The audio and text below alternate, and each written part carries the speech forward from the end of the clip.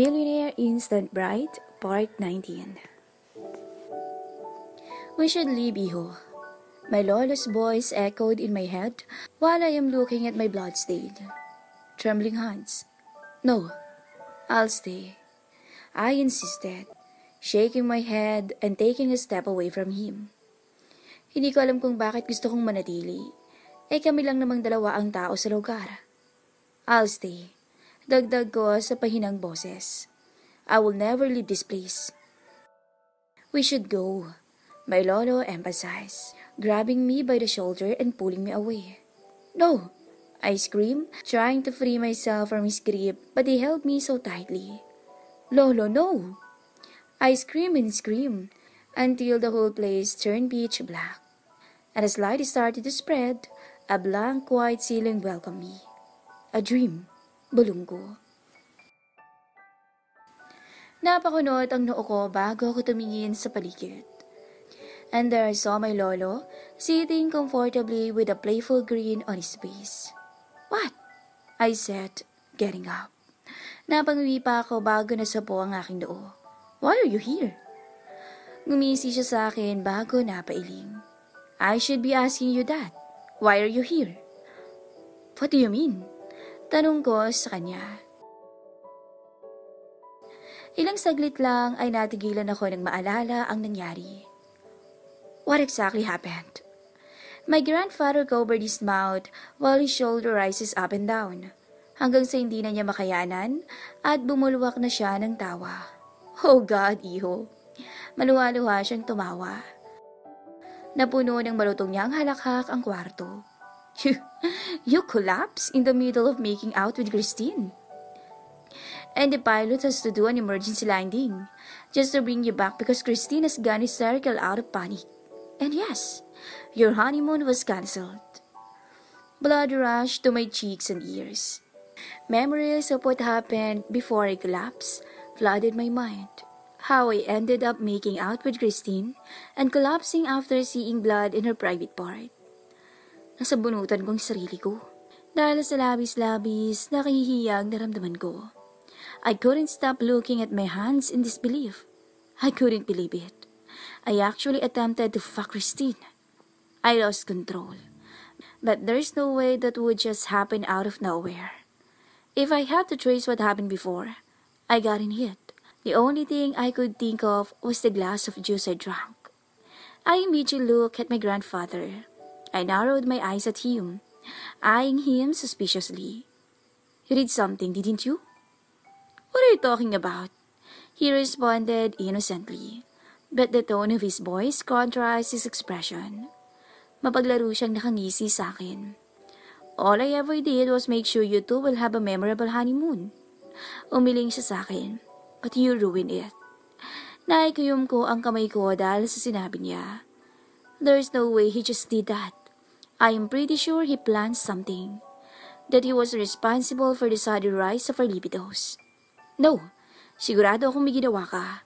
I know how cunning you are, Lo. I insisted and he just laughed at me. Well, all I did was help you to conceive a child. Atat na akong magkaapo. I didn't know you would ruin the plan. Sagot niya sa akin bago siya tumayo. I think you should be talking to your wife rather than me, Iho. You've been asleep for 3 hours, and I believe you owe her an explanation. Dagdag niya bago gumisi. She probably questioning where did she ever go wrong for you to collapse in the middle of your sex. Muling nag-init ang pisngi ko sa sinabi niya. And before he can even go out of the room, I spoke. Does everyone know about it?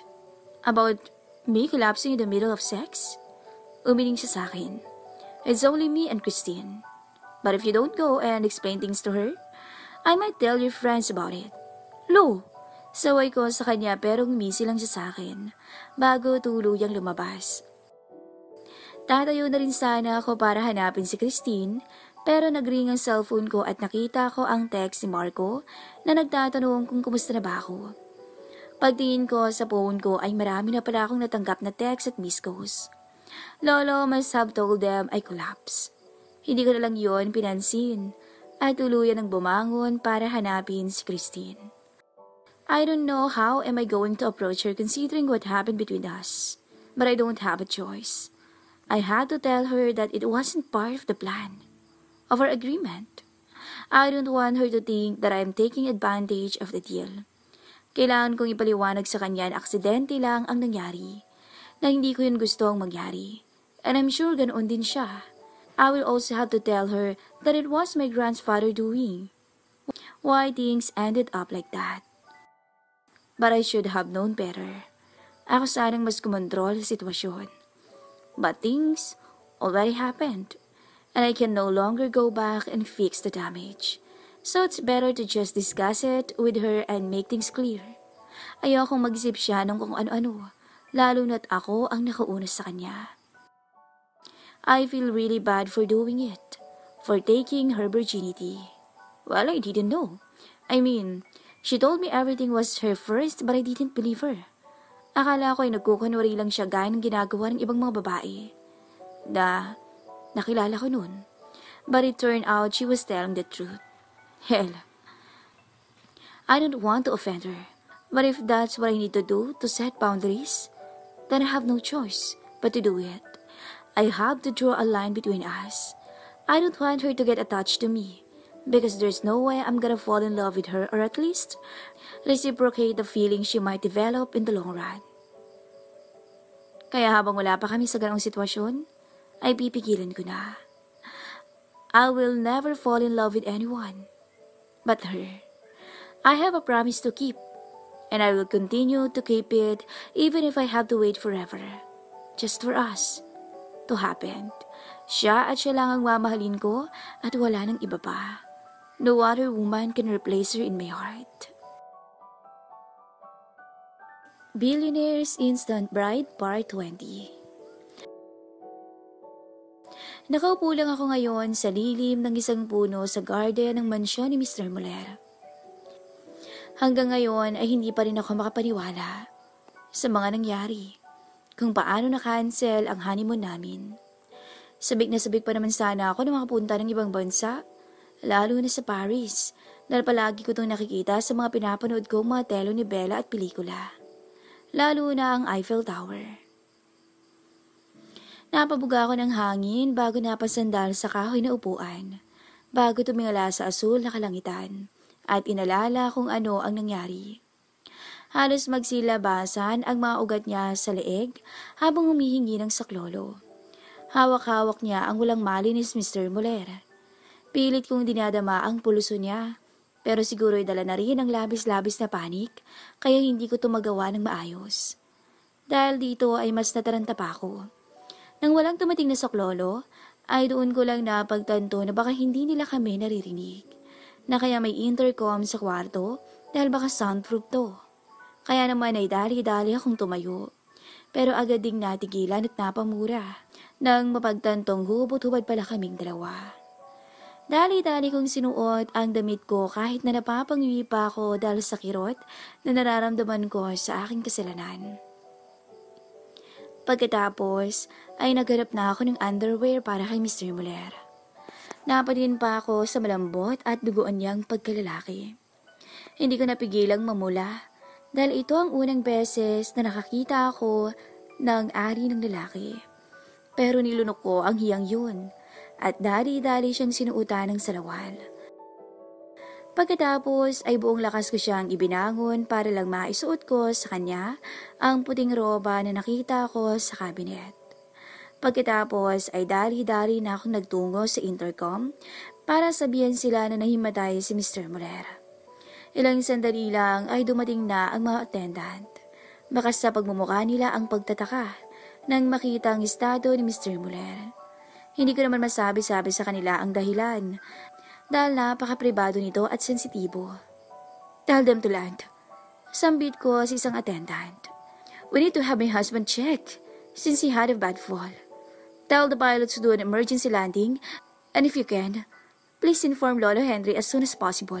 Hurry! Dagdag ko ng mabilis namang sinunod ng attendant. Matapos ang ilang sandali ay nakarinig ako ng announcement mula sa piloto na maglalanding na kami, kaya naman ay napanatag na ako. Napatingin ako kay Mr. Muller na wala pa ring malay at may bukol sa may gilid ng noo niya at kasalukuyang dinadampian ng cold compress ng attendant. Nilapitan ko to at nagpresenta na ako ng gagawa. Let me. Sambit ko bago marahang kinuha sa kanya ang cold compress. Sabihan mo kapag nakapag-landing na tayo, okay? Bilin ko sa kanya. Tumango lang siya at in-excuse ang sarili. Nang makalabas siya ay doon na ako napatitig sa lalaki. Habang dinadampian ko ang noo niya, ay bumaba ang tingin ko sa mapupulang mga labi nito, na tila ba nangaakit na halikan ko. Doon ay nanumbalik sa akin ang mga mainit na tagpong naganap bago ang aksidente. Hindi ko napigilan ang pag-akayat ng dugo sa aking magkabilang pisngi. Hindi ko kasi inaasahan na mangyayari yun. Hindi ko na alam kung paano ko siya harapin matapos ang nangyari sa aming dalawa. Kasi sa bawat pagkakataon na nakikita ko ang pagmumukha niya, ay naaalala ko ang mainit na tagpo sa pagitan namin. Hindi ko alam kung paano yun nangyari, pero sigurado kong hindi natural na aksidente yun, na nadala lang kami ng init ng nararamdaman namin. At malakas ang duda ko na ang dahilan kaya nag-init kami ng gusto ay sa juice na ininom namin. Yun lang naman kasi ang parehas naming ininom ni Mr. Muller bago kami sabay na tinamaan ng init. At hindi ko na kailangan pang mag-isip kung sino ang responsable ron. Isang tao lang naman ang pumapasok sa isip ko.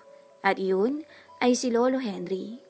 Alam kong atat na siyang magkaapo sa tuhod. Hindi ko naman siya masisisi na ganoon na lang katindi ang kagustuhan niya at kung bakit niya nagawa yun. Pero kung sakaling mang siya talagang responsable, ang akin lang naman kasi, hindi naman totoo ang pagsasama namin ng apo niya. Paano kung nabuntis talaga ako? Ano na lang masasabi ni Mr. Muller? Napinikot ko siya at nagpabuntis ako para sa pera niya. Alam ko ang takbo ng isip noon at kung paano niya ako nakikita. At isa pa, ang pagkabirhin ko. Napatingin na lang ako sa kawalan kasabay ng pag-iinit ng bawat sulok ng mga mata ko. Huminga ako ng malalim para sana'y pigilan ang panunubig ng mga mata ko. Pero hindi ko na nagawa. Dahil mabilis na gumulong ang mga butil ng luha ko sa aking magkabilang pisngi. Na kahit ilang beses kong punasan ay patuloy pa rin sa pag-agos. Hindi ko mapigilang mainis sa sarili ko. May kasalanan din naman ako sa nangyari. Nagpadala rin naman ako sa init ng nararamdaman ko. Kaya wala akong karapatang magsisi at manghinayang. Yun nga lang, bala ko ba sanang iyalay ang pagkabirhin ko sa lalaking makakasama ko habang buhay. Pero ano pa bang magagawa ko? Nangyari ng mga bagay-bagay. Napabuga na lang ako ng hangin bago inayos ang sarili ko. Nagilamos ako para hindi gaanong mahalata na umiyak ako. Pagkatapos ay nanatili na ako sa tabi ni Mr. Muller hanggang sa bumalik ang attendant. Pagkatapos ng halos isang oras ay nakarinig ako ng katok mula sa pinto kasunod ng pagbukas nito. Agad na pumasok ang attendant. Magsasalita na sana ako nang makita kong may kasama to, si Lolo Henry. Lolo? Bulalas ko. Mabilis siyang lumapit sa amin. What happened, Iha? Are you okay? Tanong niya sa akin bago ko tiningnan mula ulo hanggang paa. Hindi po ako nawala ng malay. Si Uriel po. Sambit ko sa kanya at hilaw ng umiti. Ano bang nangyari? Tanong niya. Baka sa mukha niya ang pag-aalala. Nangungusap ang mga mata niya sa akin na ilantad ang dahilan ng pagkahimatay ng apo niya. Napatingin ako sa flight attendant pagkatapos sa kanya. Oh, give us some privacy, Ellen. Sambit ni Lolo Henry dito. Mabilis namang tumalima ang babae sabay sara ng pinto. Pagkatapos ay bumaling na sa akin ang matanda. Now tell me, hindi ko pa man naibubuka ang bibig ko ay labis-labis na ang pag-iinit ng mukha ko dahil sa iyang nararamdaman. Ano po kasi? Mahirap at nakakahiyaman ay ikinuwento ko pa rin sa kanya ang nangyari. Hindi ko lang dinetalye dahil sa amin na lang yun. Sinabi ko lang sa kanya na nahimatay ang apo niya matapos itong makakita ng dugo habang nasa kalagitnaan kami ng pagtatalik. Tahimik at walang ekspresyon ang mukha ng matanda, kaya hindi ko alam kung ano ang nasa isip niya. Nagsabi lang to na parating na ang medics na titingin sa kalagayan ni Mr. Muller. Pagkatapos ay tinanong din niya ako kung okay lang ba ako. Gusto ko sanang sabihin sa kanya na hindi, pero tumango lang ako sa kanya at pekeng ngumiti kahit gustong gusto ko nang umiyak dahil sa halo-halong emosyon na nararamdaman ko. Matapos ang ilang sandali, ay dumating na ang titingin sa kalagayan ni Mr. Muller. Doon na rin ako inalok ni Lolo Henry na umuwi na sa mansyon. At habang nasa kotse kami, ay hingi ako ng paumanhin sa kanya. Dahil tingin ko'y kasalanan ko kung bakit hindi natuloy ang honeymoon namin. Dahil din sa akin, ay hindi na matutuloy ang plano ni Mr. Muller na magpanggap na lang akong buntis. Lalo na't alam ni Lolo Henry na wala pang nangyayari sa aming dalawa ng apo niya. Iha, it was never your fault. Huwag mong isipin na kasalanan mo ang nangyari. Sambit niya sa akin bago niya inabot ang kamay ko at marahan iyong pinisil. Kasalanan ng apo ko yun. Siya ang nawala ng malay, hindi ikaw. Siya ang dahilan kung bakit hindi kayo natuloy. Yan ang isipin mo, okay? Tumango na lang ako sa kanya at nang matapos na ang pag-uusap. Medyo napagod din kasing utak ko at katawan ko sa mga pangyayari. Kaya sumandal na lang ako sa upuan at ipinikit ang mga mata ko hanggang sa makaidlip ako. Nagising lang ako nang marahang tapikin ni Lolo ang braso ko at sabihan ako nasa mansyon na kami. Napailing na lang ako matapos kong balikan ang naganap. Hanggang ngayon ay wala pa ring malay si Mr. Muller. At kahit na sinabi ng doktor sa amin na huwag mag-alala dahil hindi naman daw seryoso ang pagkabagok ni Mr. Muller, ay hindi ko pa rin mapigilang mag-alala, lalo na't nandoon ako nang mangyari. Ang dami kasing pumapasok ng mga posibilidad sa isipan ko, na paano kung ibang isipin ng mga kaibigan niya sa akin, na paano kung isipin nila na ako ang may gawa nun, na intentional ang pagbagok ni Mr. Muller. Nasa bunutan ko na lang ang sarili ko. Sana pala, pinaalam ko kay Logan at Marco ang nangyari. Christine. Napatuwid ako ng upo sabay tingin sa likuran ko nang marinig ko ang boses ni Mr. Muller. Agad ako napatingin sa bukol sa gilid ng noo niya. Mabuti na lang at hindi na yon gaanong malaki. Sir, tawag ko sa kanya bago ako tumayo. Uriel. Call me Uriel. Paalala niya. At himala na hindi masungit ang tono niya. Lolo's just around. Tumango ako bago humugot ang hininga para i-activate ang pagpapanggap. Kumusta ang pakiramdam mo? Tanong ko sa kanya at tipid ng umiti. Gusto ko pa sanang lumapit sa kanya at magkunwari na sinusuri ko ang mukha niya. Pero hindi ko kayang gawin yun. Hindi ko pa kaya. Nahihiya ko na naaasiwa na ewan. Hindi ko alam kung ano ang mararamdaman. I should be the one asking you that, but I'm fine. Mahina niyang sagot bago ko tiningnan ng diretso sa aking mga mata. How about you? Kumusta ang pakiramdam mo? Pilit akong ngumiti sa kanya. Okay lang ako. I was just shocked. Nakita ko ang bahagyang pumumula ng pisngi niya at tenga bago siya nagkamot sa pisngi. I'm sorry for what happened. I didn't mean to collapse. Sambit niya bago lumapit sa akin. Hindi ko na siya pinatapos magsalita. Niyakap ko siya ng mahigpit. Hindi dahil sa gusto ko, kundi dahil yun lang ang paraan para maibulong ko sa kanya ang gusto kong sabihin. Pasensya na po kayo sa sasabihin ko, sir. Pero masaya po kung nawalan kayo ng malay. Mahina akong sambit. Dahil kung hindi ka nawalan ng malay, at natuloy ang ginawa natin, hindi ko alam kung ano ang mangyayari. Baka mas maging komplikado pang sitwasyon. Dagdag ko bago tuluyang kumala sa yakap niya. Nakita ko kung paano kumunot ang noo niya habang nakatingin sa akin. Pagkatapos ay umiling siya at hinawakan ang kamay ko para pigilan akong umalis. I also want to apologize for taking your bridge. Please don't. Putol ko sa sinasabi niya at hindi napigilang maikuyom ang kamay ko. Please, don't apologize for it. Huwag mo nang pababaing palalong tingin ko sa sarili ko. Halos pabulong kong sambit habang padiin ang pagkakahawak ko sa kamay ko. Please don't shove that mistake at my face. Halos pakiusap ko sa kanya at hindi ko na napigilan ang pagtulo ng mga luha ko. And let's stop talking about it, Uriel. Don't ever mention that again. Yun na lang ang gawin mo kung talagang gusto mong mag-sorry sa nangyari. Hindi ko na siya hinintay na makapagsalita pa. Agad akong naglakad palayo sa kanya dahil ayokong makita niya akong umiiyak. Kahit na ilang beses ko nang sinasabihan ng sarili ko na huwag nang isipin ang nangyari, na huwag nang gawin pang big deal ang pagkawala ng virginity ko, ay hindi ko pa rin mapigilan. Big deal yun sa akin. Prinsipyo ko na ibibigay lang sa lalaking tunay na magmamahal sa akin. Sa lalaking makakasama ko habang buhay. Wala naman ako ibang masisisi, kundi sarili ko. Pero kasi, kapag nakikita kong pagmumukha ni Mr. Boler, ay hindi ko mapigilang maibuntog sa kanya ang sisi. Dahil kung hindi niya sana ako hinila sa sitwasyon niya ngayon, hindi sana magyayari ang lahat ng to. Kung hindi ako naging instant bride ng bilyonaryong yun, hindi sana bababa ng ganito ang tingin ko sa sarili ko.